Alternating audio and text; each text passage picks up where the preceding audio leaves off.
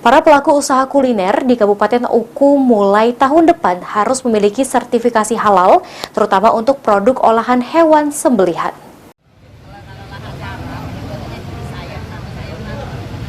Semua pelaku usaha makanan dan minuman khususnya hasil sembelihan serta jasa penyembelihan wajib bersertifikat halal dengan amanat Undang-Undang Nomor 34 Tahun 2014.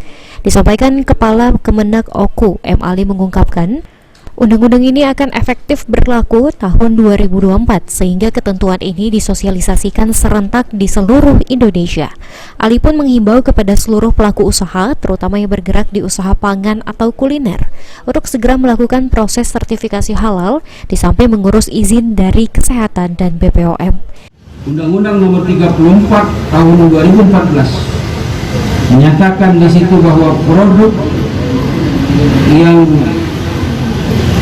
banyak yang menebar kemudian yang terus beredar serta diperdagangkan di seluruh Republik Indonesia wajib bersertifikat halal.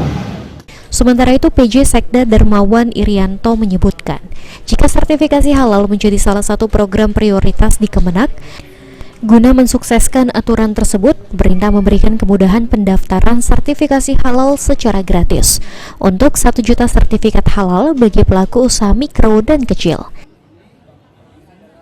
Sesuai dengan aturan dan mensosialisasikan supaya mereka mengerti maksud dari mandatori halal. Sangat baik sekali, karena mandatori halal ini adalah untuk kita semua, supaya produk kita tidak terjebak oleh barang-barang yang tidak kita ragukan lagi, seperti formalin dan sebagainya.